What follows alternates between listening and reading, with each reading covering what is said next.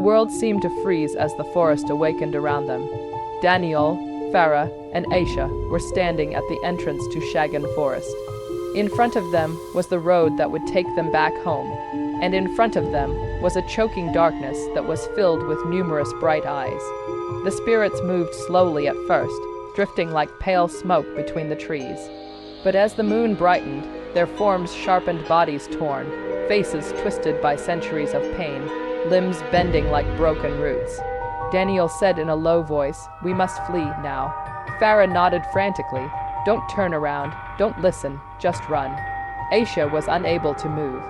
Her legs felt cemented to the ground. 1,000 years, 1,000 spirits, we unleashed all of them. She was grabbed by Daniel.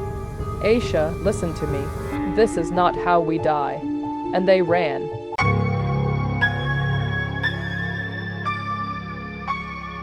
The spirits surged forward. Some crawled with dislocated limbs that clicked against the dirt, while others glided across the ground like shadows. Some wailed, some chuckled, some mumbled the names of the deceased. Aisha, Daniel, Farah. Each voice was colder than the last.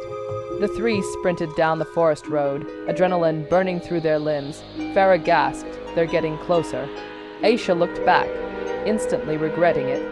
Dozens of spirits floated behind them, their mouths stretching wide, hollow and endless.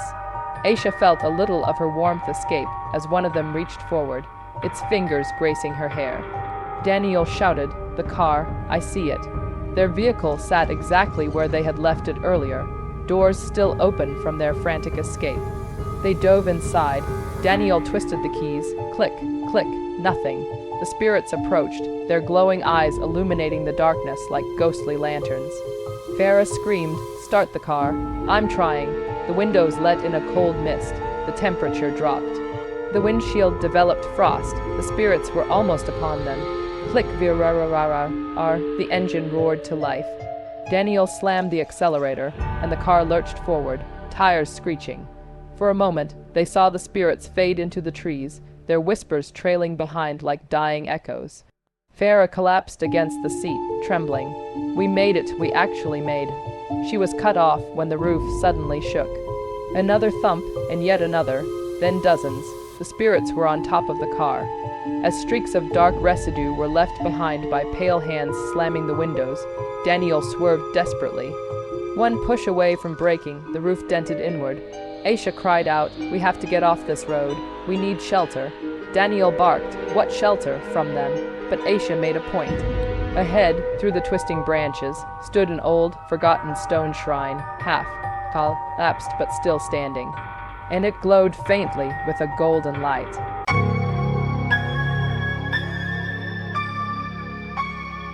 "Pull over," Aisha screamed. "There is safety there." Daniel swerved onto the dirt-side path, racing toward the shrine. As the golden light got brighter, the spirits screamed. Every spirit on the roof vanished into dust as soon as the car entered the shrine.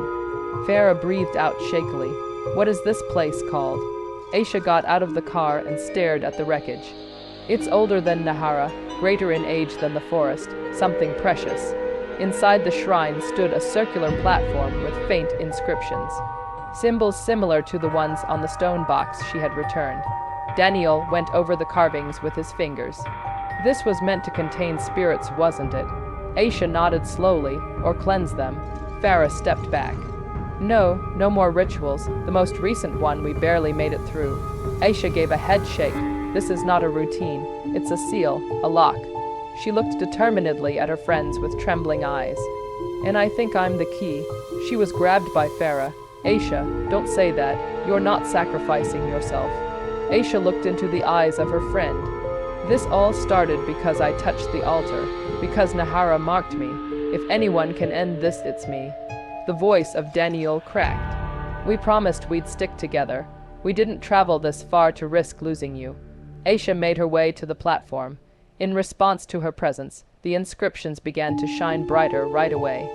"Aisha, stop!" Farah yelled. "Please." Aisha entered the center after wiping a tear.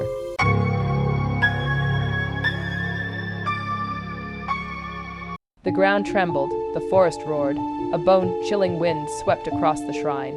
and from the tree line, the first spirit appeared, Nahara. But she looked different now. Taller, darker, more powerful. Shadows rippled around her like smoke. Her eyes blazed white, hot. She drifted forward, her voice dripping with rage. You think you can escape me?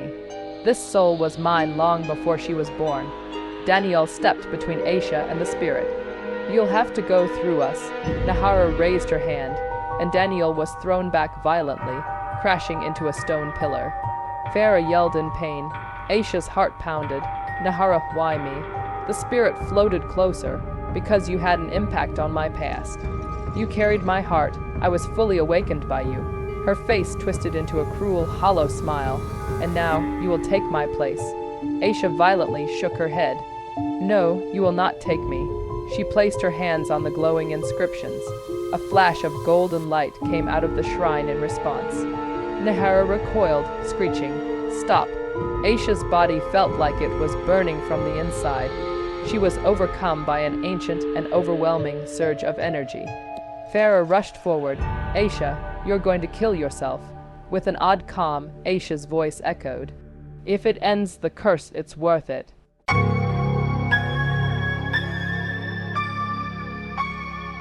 The golden light intensified, forming a dome around Aisha.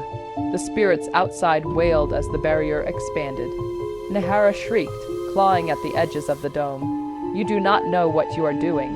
Aisha's voice rose, trembling but resolute. "You were wronged, betrayed. However, taking more lives will not heal you." The spirit lunged and crashed through the wall. Cracks formed. Daniel shouted, "Aisha." "The barrier isn't strong enough." Aisha clenched her fists, tears streaming down her face. "Then I'll keep giving." Her body began to glow as she moved deeper into the seal. Farah called out, "Aisha, stop, you'll die." Aisha looked back, smiling weakly through tears. "I'm sorry, but someone has to end this cycle." Nahara let out an enraged, animalistic roar. "When I can't have your soul, I'll take you all." She rose into the air, gathering swirling black mist. The spirits behind her surged forward in a tidal wave of ghosts. Aisha was rushed to by Daniel. "Let me help you." Aisha gave a head shake. "This is my burden, not yours." "Please go." Farah fell to her knees, sobbing. "Aisha, please don't leave us." Aisha pressed her palms flat against the final symbol. Light exploded from beneath her feet. The seal ignited. Shrine lit up like a brand. New sun.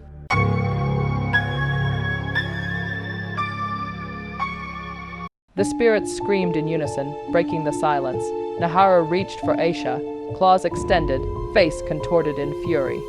But before she touched her, she was taken in by the seal. Her body twisted, then shattered into dust. One by one, every spirit was drawn into the glowing vortex, their forms collapsing like ash. The forest went silent. The light faded, and Aisha collapsed. Farah rushed to her. "Aisha, Aisha, wake up." Aisha's eyes fluttered. Daniel lifted her gently. "Remain with us, please." Aisha's voice was barely a whisper. "It's over." And for the first time, it was. The spirits were gone. The forest remained silent. The curse was shattered. Aisha smiled faintly, and she shut her eyes.